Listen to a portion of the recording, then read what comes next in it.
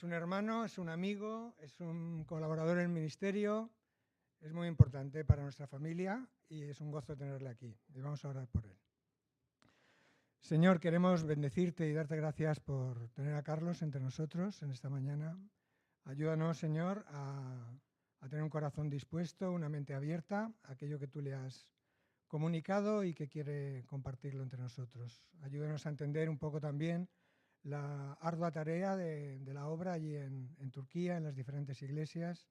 Y, Señor, que podamos asumir una carga de oración en nuestros corazones por todas las necesidades que allí hay.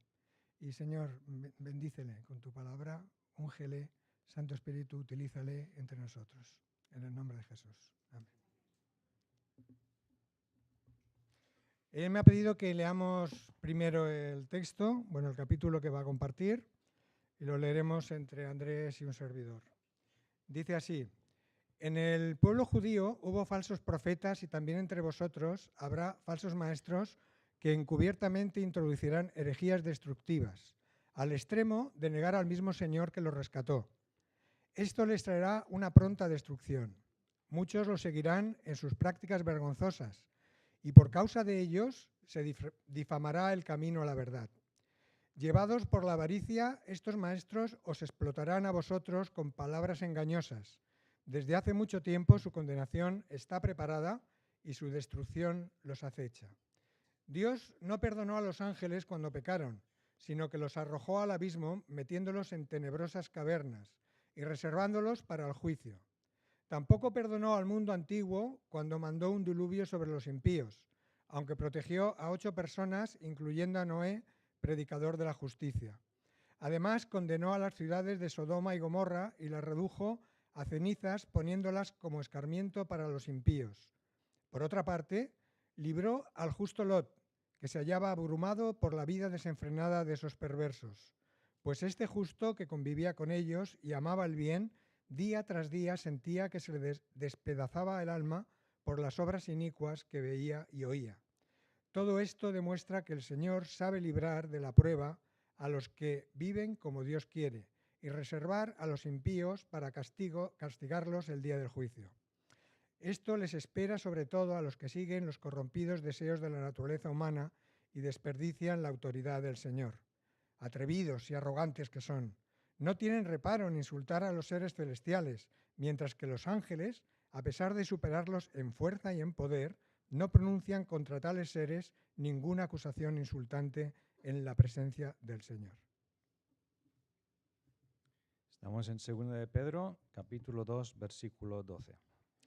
Pero estos, maldiciendo a los que no entienden, como animales irracionales que por naturaleza han sido creados para presa y destrucción, también perecerán en su perdición.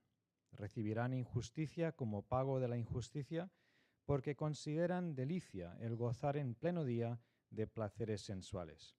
Estos son manchas y suciedad que mientras comen con vosotros, se deleitan en sus engaños.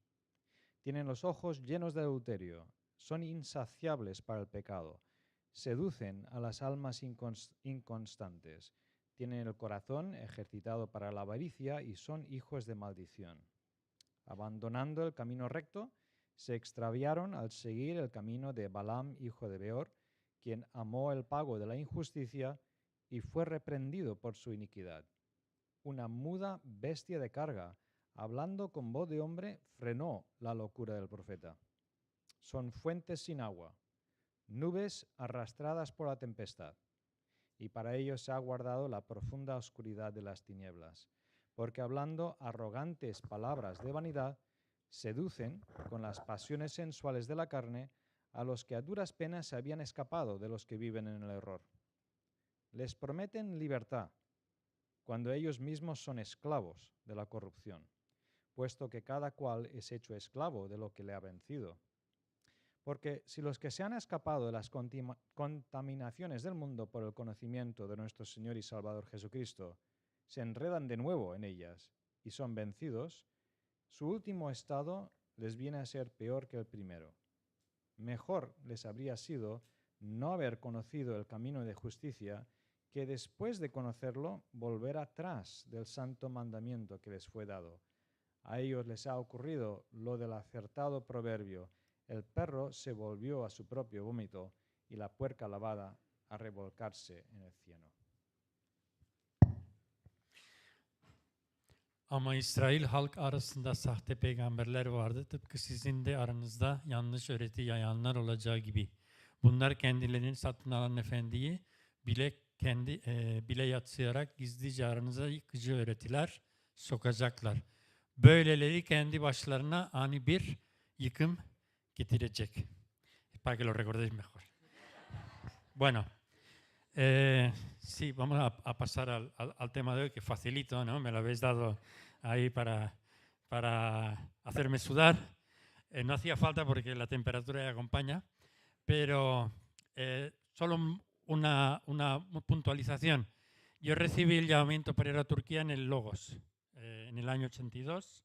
Estábamos orando por el mundo musulmán, pero ahí, cuando vino a Barcelona, hablaron de Turquía, que habían asesinado en el año 79 a un misionero, se llamaba David Goodman, y que Dios estaba buscando parejas jóvenes dispuestas a entregar sus vidas por ese país. Y tanto mi esposa, que todavía no era mi esposa entonces, como un servidor, sentimos como alguien nos clavaba un puñal por la espalda, nunca mejor dicho, porque nos metíamos, yo siempre le he dicho, salí de la sartén para caer en las llamas, ¿no? Porque vinimos de España, que era un país ya complicadillo en su momento, para ir a un país peor, catalogado como el país más grande, menos evangelizado del mundo. Pero bueno, ¿por qué hablo de Turquía? Porque vengo de ahí, evidentemente, pero es que Pedro escribía a los turcos, no sé si sois conscientes, pero en su primera carta se dirige a todas las regiones que hoy constituyen el territorio de Turquía.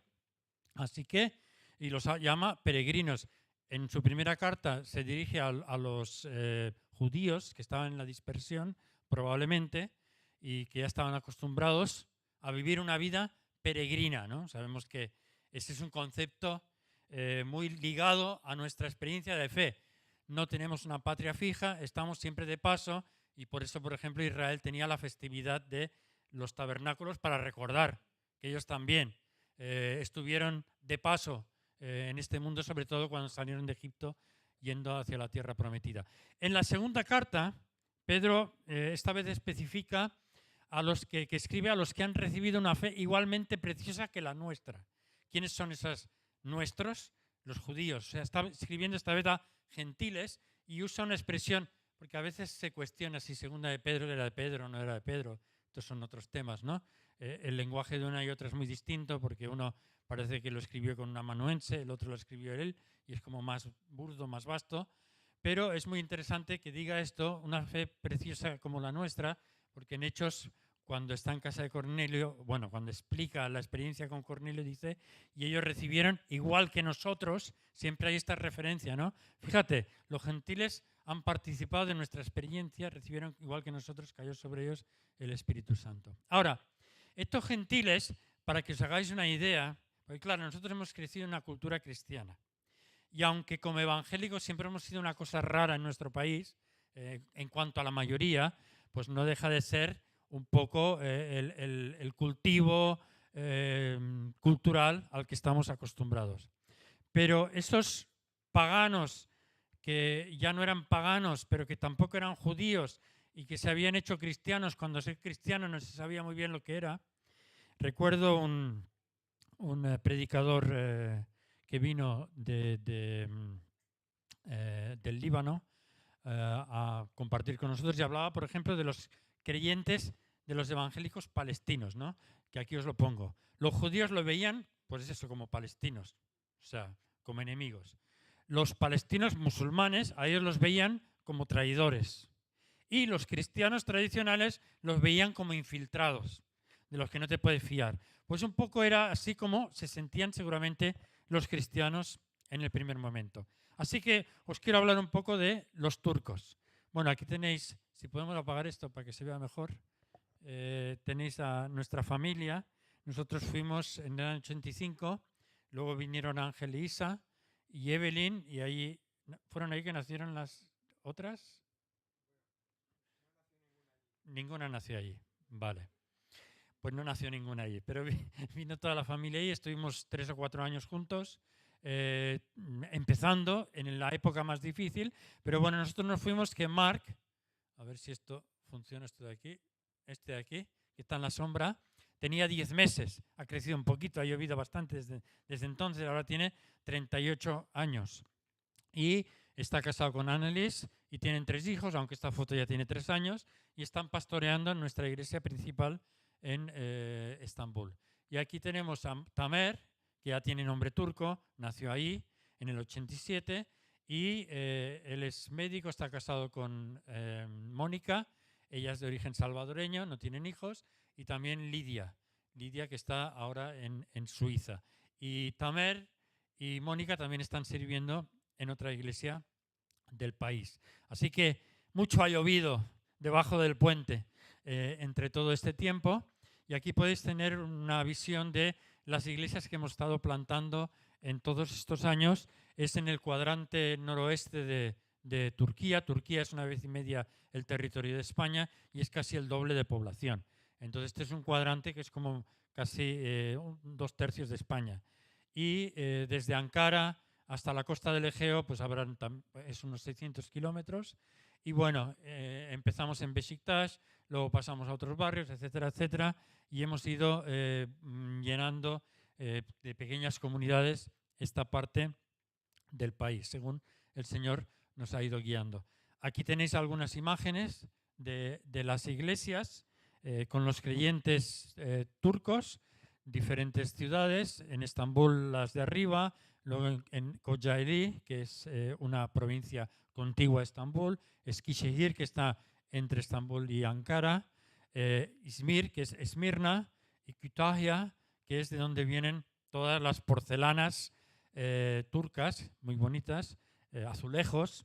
Sabemos, ¿no? Los musulmanes eran muy dados, ¿no? a la ornamentación y a hacer porcelanas muy bonitas. Y para que os suenen las caras, con unos temas de oración, pero que no los vamos a mirar, algunos de los pastores de estas iglesias, la mayoría turcos, porque la situación que vivimos en Turquía es que los extranjeros corren el riesgo de que los expulsen. Entonces, cada uno de ellos son jóvenes, o sea, aquí tienen una media de 30 y tantos a 40 y pocos años, así que son dinámicos, son en algún sentido nuevos en la fe algunos, por ejemplo, Göksel, que está aquí, que está casado con Viviana, ella es colombiana, Göksel es turco, Göksel quiere decir celestial, y él tiene unos 7 años de creyentes, ya está pastoreando una iglesia, así que por lo menos ahí vemos que hay un dinamismo en cuanto a asumir responsabilidades. Otros creyentes de otros lugares, Emre de Kütahya, aquí en este caso Mike es americano, pero su mujer Alev es turca, y Cengiz, que está en la iglesia de Esmirna.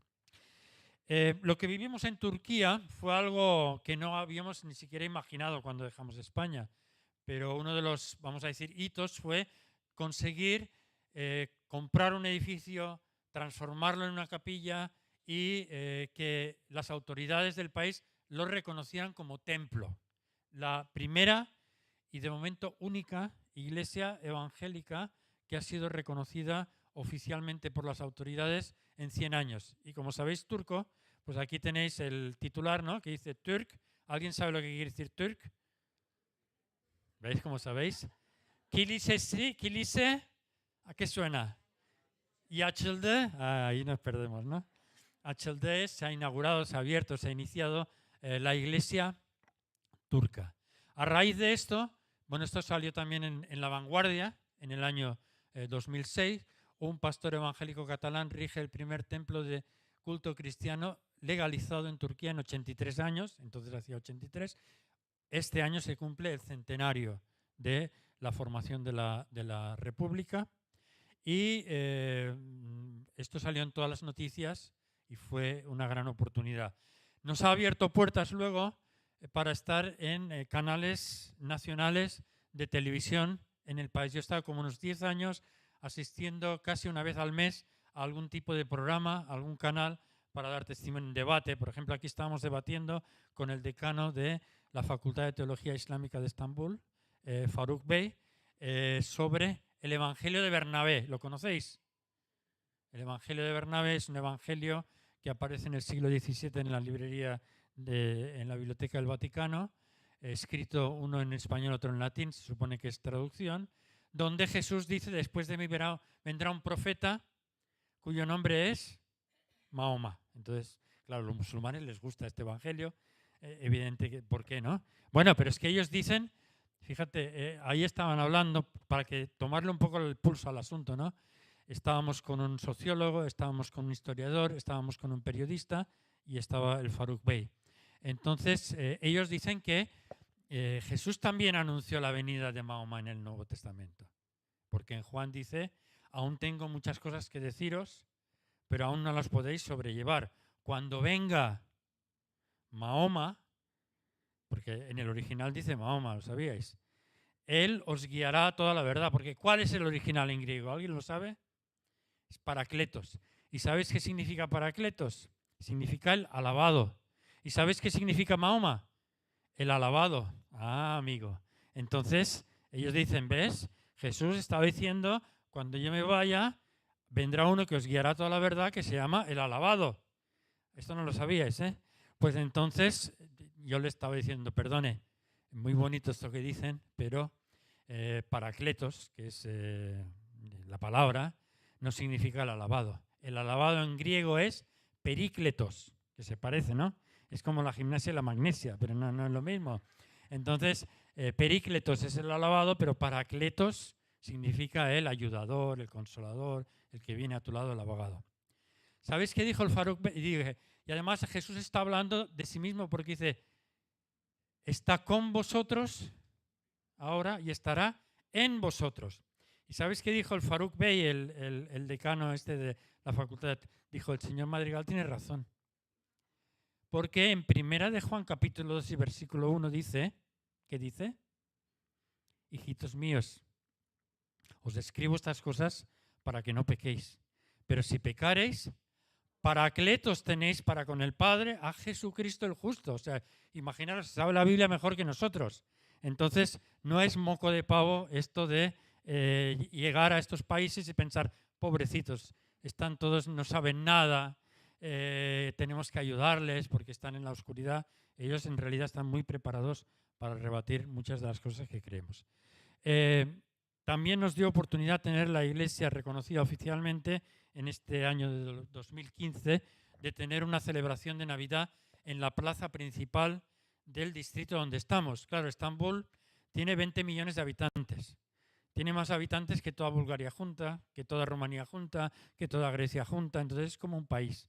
Y la ciudad tiene, entras por un lado, vas conduciendo 80 kilómetros y sales por el otro. Entonces no es una ciudad pequeña. Y cada distrito, lo que aquí diríamos barrios, tiene su propio ayuntamiento. El distrito en el que estamos nosotros se llama el distrito de Maltepe y tendrá 1,5 millones o 2 millones de habitantes. O sea que ya es como una ciudad por sí sola. Y con el alcalde, que tuvimos muy buena relación, aún está, nos permitió tener esta celebración de Navidad. Todos estos que están aquí no son creyentes, excepto uno. Aquí hay un creyente. Este es creyente. ¿Lo reconocéis? ¿Os acordáis de él? No. Pero fijaros, delante de la mezquita principal y de la jefatura de policía. O sea, esto era inimaginable en aquel entonces. Canales de televisión retransmitiéndolo. Y la verdad es que tampoco se pudo repetir porque al año siguiente hubieron muchas protestas con pancartas, aquí somos musulmanes, aquí no queremos que nos envenenen la mente, acusando al alcalde de traidor. Y luego ya hubo, no sé si recordaréis, un intento de golpe de Estado, se vino la ley marcial, ya no se puede hacer nada de todo esto. Otro proyecto en el que hemos estado trabajando, que el Señor nos guió, no tenemos lugares para campamentos o retiros o conferencias o entrenamientos en Turquía. Y ya en el 2005 el Señor nos guió a la región de Troas. ¿Sabéis Troas, que se menciona 4 veces en el Nuevo Testamento y está en la ruta de las 7 iglesias? Aquí debajo veis las ruinas actuales de algunas de las ciudades donde estaban estas iglesias. Y ya hemos podido construir el 80%, aún tenemos que acabarlo, pero digamos que todos esos son proyectos, hemos estado trabajando para poder dejar un legado a esos países. Las ruinas actuales de Troas Troas era una ciudad tan importante como Éfeso. De hecho, Julio César o César Augusto, no sé cuál, estuvo dudando entre hacer de la capital de la provincia que se llamaba Asia, hacer a Éfeso o a Troas. Al final se decantó por Éfeso, pero era una ciudad muy grande. Y aquí, por ejemplo, veis los baños. Esto es lo que queda, solamente una arcada. Aquí está la tierra, pero esto tendría unos 7 metros más abajo. Y una persona es una cosita así. Aquí veis lo que queda. Tenía un tamaño, los baños de Herodes Atticus, que no tiene nada que ver con el Herodes de la Biblia. Tenía el tamaño de 2 campos de fútbol, de nuestro fútbol. Aquí veis el tamaño que tenía. El puerto donde desembarcaba Pablo, están las columnas ahí griegas tiradas por ahí como si fuera el Lego, ¿no? Y aquí, por ejemplo, está una basílica, que no era una iglesia. Este es Marc, este es Tamer por aquí hay una hermana argentina. En fin, a pesar de que no se han excavado, hay unas ruinas impresionantes. Y luego lo que os comentaba, desde el año 2019 han estado expulsando a misioneros extranjeros del país. Ya llevábamos por unas 100 familias que han tenido que abandonar el país. No te echan literalmente, te ponen una restricción de entrada, que es lo mismo. Cuando sales ya no puedes volver a entrar y nos catalogan como amenaza para el orden y la seguridad nacional. O sea, somos como terroristas. Vamos a decir, una calificación que ponen a los traficantes de drogas, al trata de blancas, a los traficantes de armas y a nosotros. Entonces ahí estamos y no podemos entrar al país. Estamos en juicios. De los 100 hay una cuarentena que ha abierto juicio. La mayoría ya hemos perdido el tribunal ordinario, hemos ido al de apelación, lo hemos perdido. Algunos estamos en el tribunal constitucional del país. Lo perdieron algunos ya y el único recurso que nos queda es ir al Tribunal de los Derechos Humanos Europeo, donde seguramente ganaremos, pero como Turquía no le hace caso a lo que diga el Tribunal Europeo, pues estamos un poco en las mismas. Todos habéis oído del terremoto que hubo en enero, un terremoto que ha devastado una región tremenda, casi como toda la meseta central de España, para que nos hagamos una idea, y también para captar un poco lo violento del terremoto, según los sismólogos y los geólogos, dicen que Turquía, todo esto, se ha desplazado al noroeste de 10 a 20 metros. O sea, imaginaros toda una placa continental que se ha movido en esas dimensiones. Ha sido un terremoto muy virulento, de 7.8, es muy exagerado, y además ha afectado a 10 ciudades, una de las zonas más pobladas, más antiguas y de construcción más vieja del país. Hemos estado ahí desde el principio. Emre Soyak, que es el pastor de nuestra iglesia en Kütahya, él es profesor de piano, está casado con Heather, ella es inglesa. Él es de Antioquía, porque es donde hubo el terremoto. Perdió a su abuelo, perdió a sus tíos, perdió a un sobrino. Claro, él ha estado muy afectado, él ha estado yendo y viniendo continuamente. Hemos estado llevando camiones, lavabos, ayuda humanitaria. Y tenemos una hermana de Barcelona, otra hermana de Barcelona, Débora Novio, de la Iglesia de la Biblia Abierta en María Victoria, que ella inició, alquiló ahí en Antioquía una casa de esas antiguas de piedra y ahí iniciaron lo que se llamaba Antakia Mesixchiler Kilisesi, que es Iglesia Cristiana de Antioquía. Bueno, esto es como ha quedado la iglesia después del terremoto, se vino todo abajo. Aquí vemos la estantería con las Biblias y los cancioneros y esas cosas. Y hemos estado llevando adelante un proyecto de construcción de estos habitáculos de 25 metros cuadrados, porque claro, las condiciones climáticas ahí en invierno estaban bajo cero cuando ocurrió el terremoto y ahora alcanzan los 40 grados. Entonces, en tiendas de campaña, como comprenderéis, es un poco difícil sobrellevar toda esta situación. Un ejemplo de alguien al que se le entregó, se hizo entrega, ya se han hecho entrega 250 habitáculos, cabañas, como lo queréis llamar, que le escribe a nuestro hijo, que es quien llevaba, digamos, el registro y la distribución, y dice: estimado señor Mark, le agradecemos la casa prefabricada que nos ha proporcionado, nos ha salvado de vivir en tiendas con 2 niños. Que Dios se complazca de usted. Me alegro de haberle conocido y lo felicito por su servicio. Un día, cuando todo vuelva a su cauce, esperamos poder recibirle en nuestra casa. Que todo le vaya bien. Y Mark le responde: señora Seher, por fin puedo contestarle, nos alegramos de poder ser un pequeño bálsamo.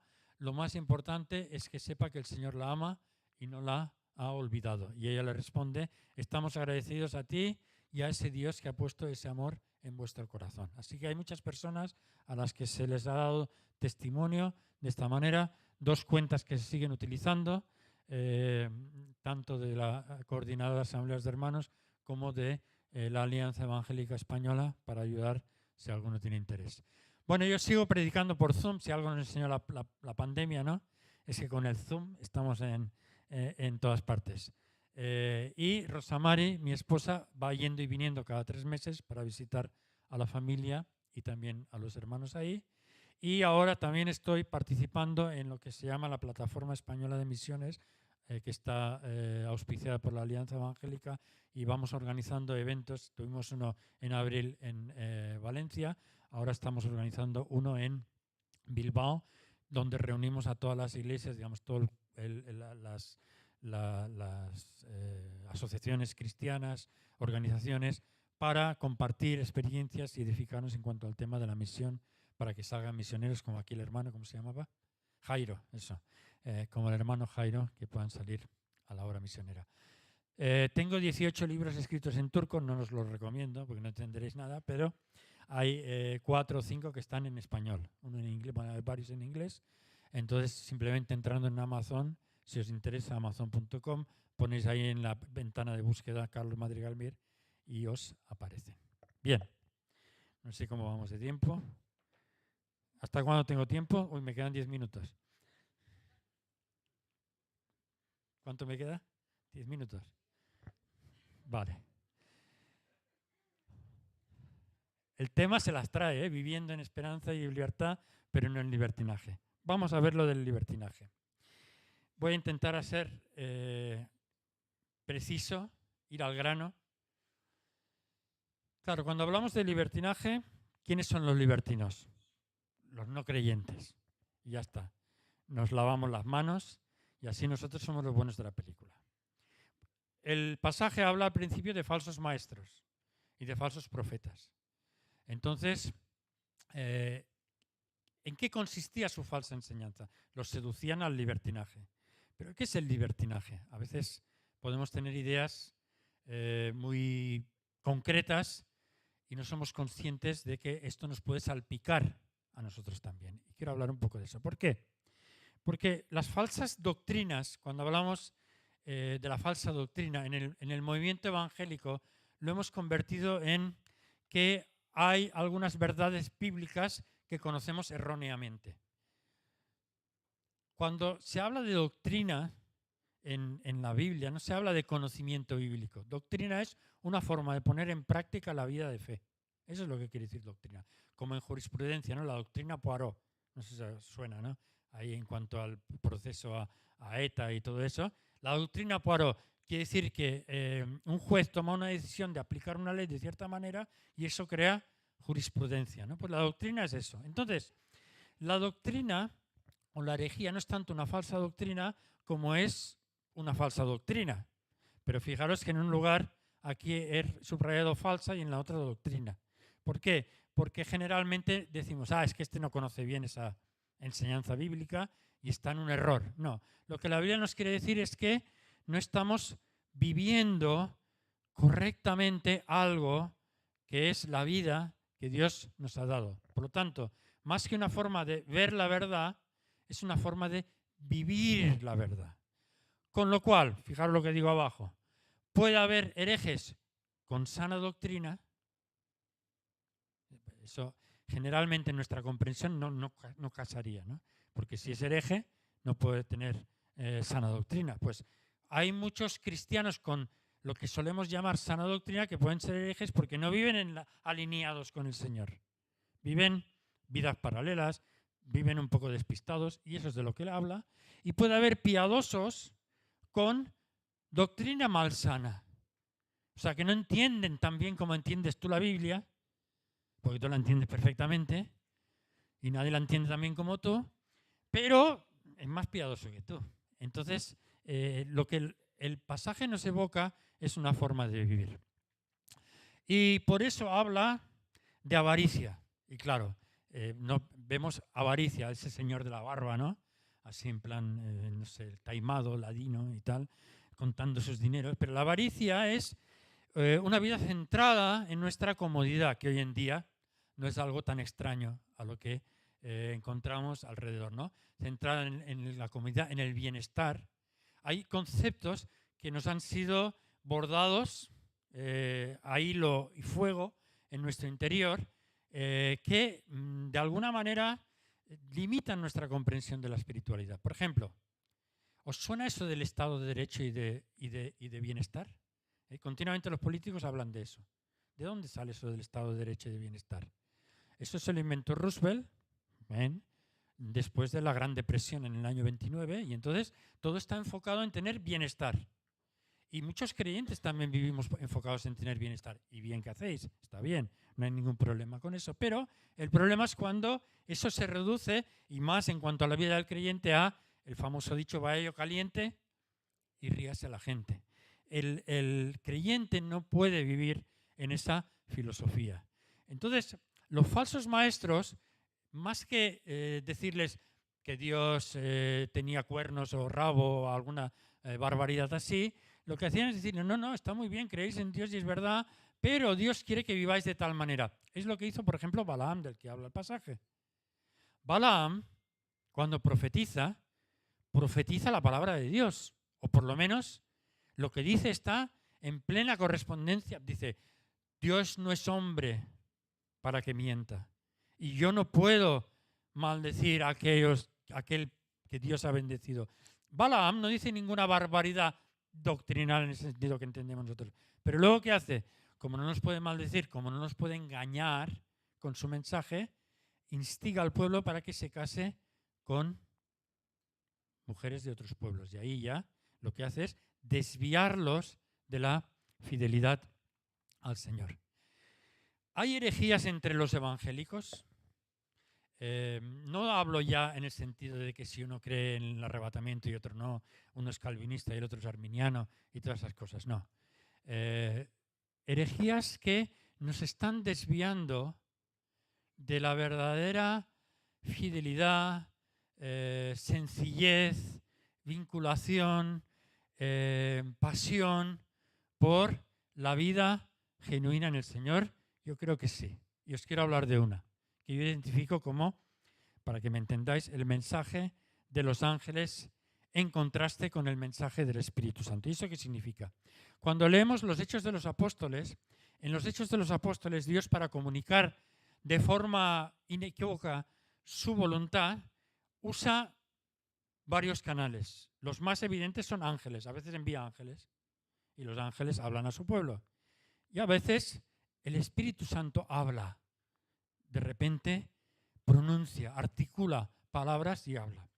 Es muy interesante fijarse en que cada vez que hablan los ángeles, pues traen un mensaje de no os preocupéis, Jesús regresará, le dice a Pedro que quedaréis libres de la cárcel, luego dice yo soy tu gran yo soy, no te preocupes, yo estoy por ti, tus oraciones han sido escuchadas, fuera las cadenas, no temas. Los ángeles siempre están para darnos buenas noticias. Y entonces nos gusta. Yo te bendeciré, yo te cuidaré, yo te proveeré, yo te sanaré, yo te sacaré las castañas del fuego, todo va a estar bien, todo va a prosperar, vas a triunfar. Pero luego viene el Espíritu Santo, que es un poco pájaro de mal agüero. Entonces, el Espíritu Santo hoy, que desde el principio del siglo pasado se ha dado mucha importancia al Espíritu Santo. De ahí surgieron el movimiento pentecostal, luego los carismáticos, incluso nosotros, que no sé lo que somos, pero somos lo que no son ellos, nos hemos renovado, ¿no? Y damos más importancia a eso, al Espíritu Santo. Pero a pesar de dar importancia al Espíritu Santo le hemos puesto una mordaza y le hemos dicho, tú Espíritu Santo, habla como los ángeles. no nos metas en problemas. Nosotros queremos que nos digas qué bonitos somos, qué guapos somos, qué bien lo hacemos, qué bien vamos, cómo nos vas a cuidar, cómo nos vas a proteger, en fin. Pero fijaros, cada vez que habla el Espíritu Santo, primero dice, supera tus prejuicios. ¿Cuándo se lo dice esto? A Pedro, que le dice, entra en casa de ese gentil, y Pedro dice, yo jamás, es algo abominable y tal y cual. Luego, en Hechos 11, dice, deja tus comodidades. En Hechos 11 de nuevo, viene una hambruna.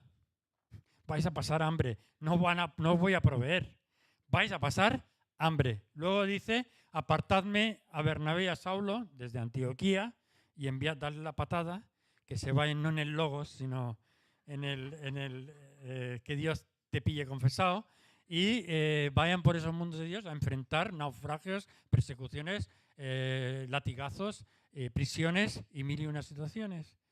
Luego, en Hechos 16, Pablo está ahí en Asia Menor y dice, yo quiero evangelizar a mi país. Porque esa es otra situación que nos encontramos, ¿no? Te dicen, ¿para qué te vas a ir por ahí por el mundo si todavía hay tanto que hacer aquí? Pues Pablo estaba ahí y estaba pensando en ir a Asia, que es una provincia ahí de su país, y dice que el Espíritu Santo se lo impidió. ¿Cómo lo hizo? No lo sé, pero se lo impidió. Y luego Pablo dijo, bueno, pues me voy a Cantabria, bueno, el Mar Negro de Turquía es como Cantabria, ¿no? Me voy a Cantabria y a los cántabros a predicarle. Y dice que el Espíritu Santo aquí ya se lo prohibió. O sea, entre impedir y prohibir hay una diferencia. Los dos ponen palos en las ruedas, pero uno lo puedes interpretar, pero ya el prohibir es de viva voz, ¿no? Quiere decir que se lo hizo entender. El Espíritu Santo dijo, este Pablo no se entera y yo quiero que no vayas, te quedes limitado a su país. Y entonces en Troas, ahí donde tenemos el centro de retiros, dice que os sonará, por la noche vio en sueños a un varón europeo, vamos a decirlo así. También era Macedonia de frutas, pero bueno, era europeo. Y entonces, por primera vez el Evangelio pasa de un continente a otro. Luego vemos que en Hechos 20-23, en una dice, mira, fijaros, los ángeles dice, fueron las cadenas. Y el Espíritu que dice, te esperan prisiones y cadenas y tribulaciones. Te esperan cadenas en el 21. Entonces, ¿qué ha ocurrido? Imbuidos por este espíritu del bienestar, el propio pueblo evangélico, por no decir la cristiandad entera, habréis oído hablar de la teología de la prosperidad, ¿no? Solo estamos enfocados en lo que Dios va a hacer por mí. Es el Dios de la lámpara de Aladino, de la varita mágica, es el Dios que está pendiente continuamente de mis necesidades. Y es cierto, o sea, no es que los ángeles fueran herejes en el sentido que decimos, no. Ellos realmente nos estaban comunicando la palabra de Dios. Lo que pasa es que hemos reducido, y por eso lo llamo yo herejía, hemos cortado la mitad del mensaje y ese lo hemos puesto en la estantería, como aquellos que criticábamos antes que tenían la Biblia en una estantería criando malvas, ¿no? Pues nosotros, el mensaje de sacrificio, de entrega, de renuncia, de consagración, de asumir retos, de salir de nuestro confort, de nuestra comodidad, de ir a los lugares peligrosos, de entrar en las zonas donde no seremos bienvenidos, etcétera, etcétera, hemos dicho, bueno, esto para algunos. Pero no, este era el mensaje del Espíritu Santo, así que no estamos nosotros exentos de caer en estas situaciones. ¿Por qué ocurren estas cosas? Brevemente, a ver si podemos acabar sin pasarnos mucho del tiempo. Primero, habla en el pasaje de los ángeles, bueno, habla en Judas, pero Judas y Segunda de Pedro tienen muchos paralelismos. Incluso se discute quién influyó a quién, pero bueno, no es nuestro tema. De los ángeles que abandonaron sus moradas, ahí en Judas 6. Y hoy estamos en una sociedad en la que la gente no sabe su lugar. Cada vez rompemos o queremos romper más esquemas, más moldes, ser transgresores y ya llegamos a límites que vosotros conocéis muy bien.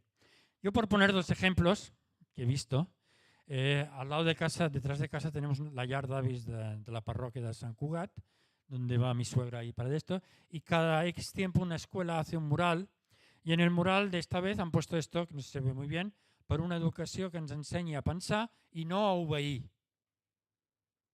A ver, Yo entiendo lo que quieren decir. Podrían haber añadido no VI a cegas. Vale.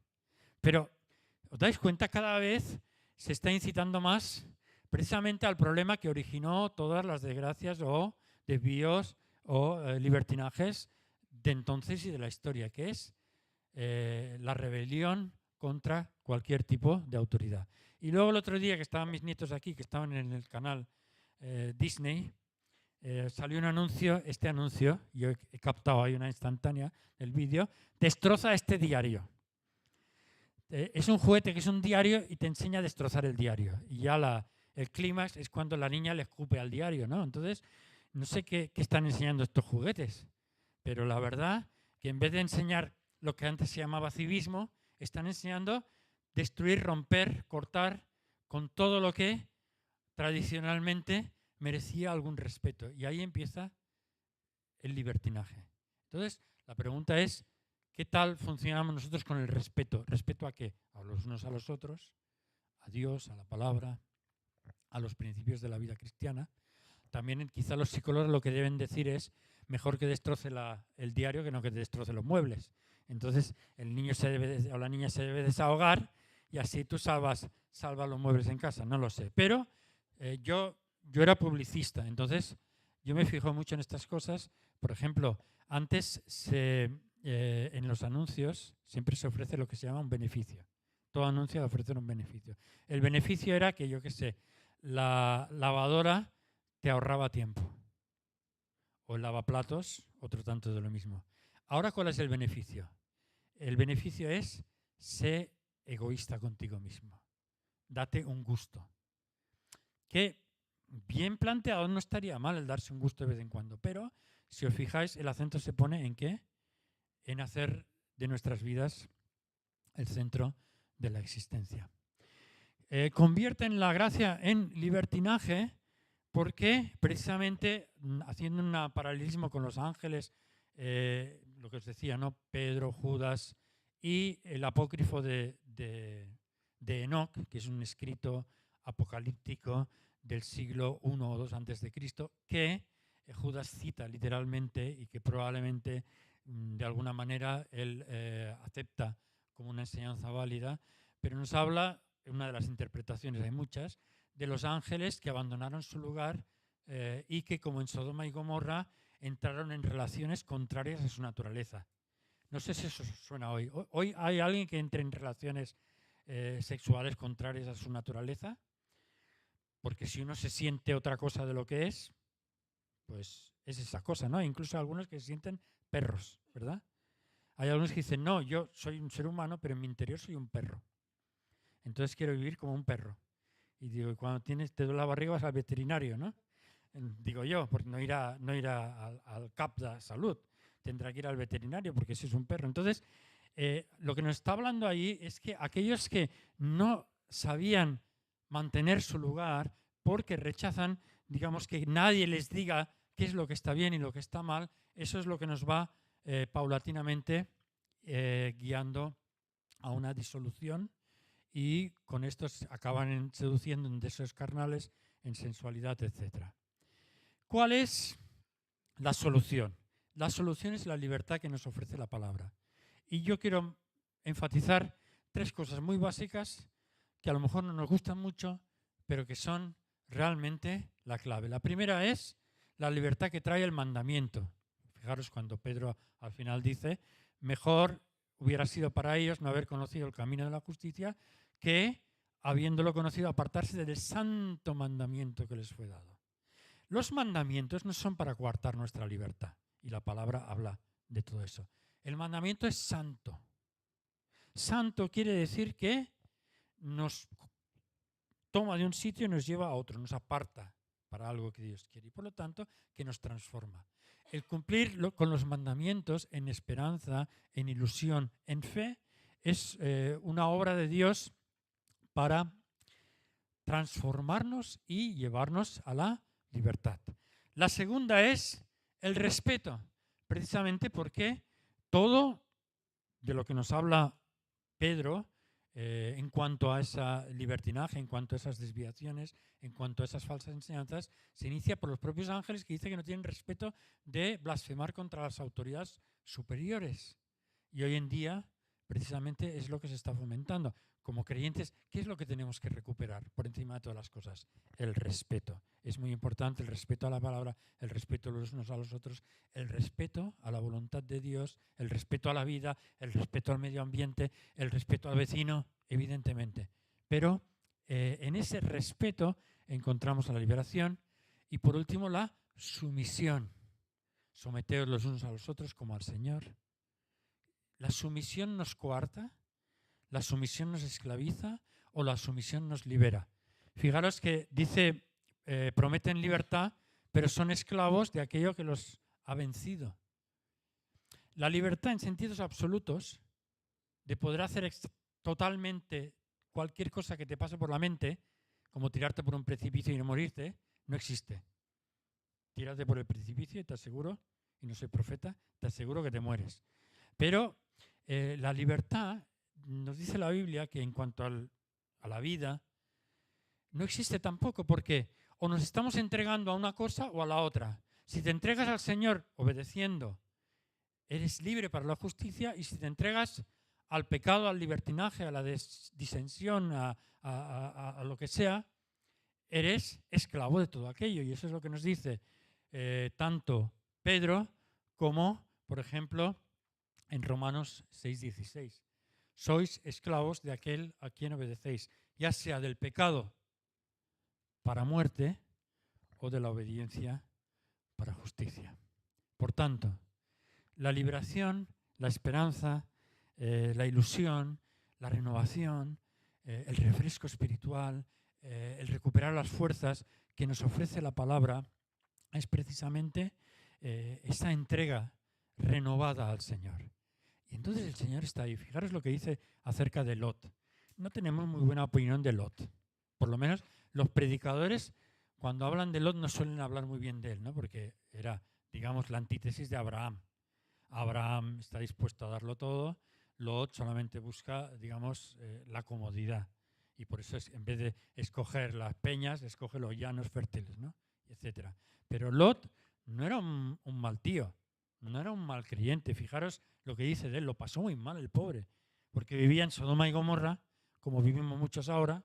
Y fijaros lo que dice. Si rescató al justo Lot, Dios, abrumado por la conducta sensual de hombres libertinos, porque este justo, por lo que veía y oía mientras vivía entre ellos, diariamente sentía su alma justa atormentada por sus hechos inicuos.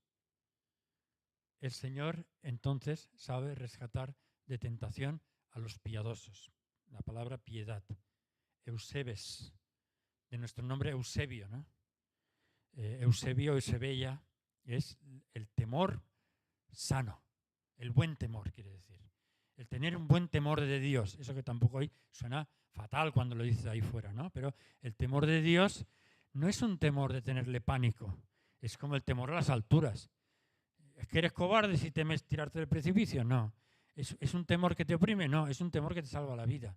Entonces, en esta actitud hacia Dios de entrega y de sumisión es como recibimos el antídoto, digamos, a todas esas desviaciones. Por lo tanto, la reflexión final es: ¿cuál mensaje acogeremos y le daremos mayor importancia? ¿El de los ángeles? Porque ese mensaje lo está escuchando el mundo también. ¿O el del Espíritu Santo? Dispuesto a renunciar a algunas cosas, tomar responsabilidades, hacer algunos sacrificios, meternos en algún lío por causa del Evangelio, asumir riesgos, estar dispuestos a pagar lo que antes se llama pagar el precio, lo que sea. Porque es ahí donde experimentaremos la verdadera bendición del Señor. ¿Sabéis cuál es la primera palabra que pronuncia el Espíritu Santo en el Nuevo Testamento y cuál es la última? Porque la primera palabra y la última de algún personaje en la Biblia es muy importante, como la de Jesús, ¿no? ¿Cuál fue la última? Id. ¿Qué dijo el Faruk Bey, el decano? Que el Paracletos era el Espíritu Santo, que tenía aún cosas que deciros, ¿verdad? Jesús dice, aún tengo cosas que deciros. Jesús, la última palabra que dijo fue id. ¿Sabéis la primera que dijo el Espíritu? Ve. Ve y acércate a ese carro. Se lo dice a Felipe. Lo que Jesús dijo de una forma genérica, id, y ahí entre el montón quizá salga uno y yo me pueda escabullir, en el caso de Felipe lo personaliza y dice, ve. Porque el Espíritu Santo quiere que vayamos al vecino, vayamos a la plaza de enfrente, la acera de enfrente, no que se entiende mal, que vayamos a un campamento, que vayamos a una actividad evangelística, que vayamos a repartir comida, que vayamos a visitar otros países, que vayamos a tener una experiencia. Entonces, y la última palabra que dice el Espíritu en Apocalipsis es, ven. Entonces, si queremos vivir una vida plena, amparándonos en este pasaje de Pedro, que nos insta a no dejarnos desviar en nuestras prioridades, en aquello que le damos verdadera importancia, en nuestros esquemas mentales de lo que consiste la vida en realidad, debemos acoplarnos al mensaje del Espíritu Santo. Si os parece, nos ponemos de pies, tenemos una última oración. Me disculpáis porque me he pasado 10 minutos, pero también empezamos un poco más tarde.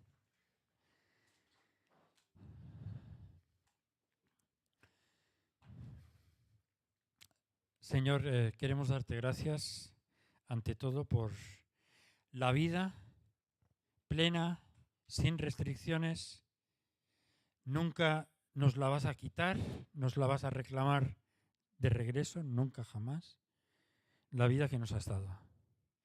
Y por eso mismo, Señor, porque en ti ya lo poseemos todo, y tú nos dices, el que no escatimó a su Hijo, cuanto más os dará juntamente con él todas las cosas. Sabemos que nos darás todas las cosas, pero Señor, no queremos vivir centrados en las cosas.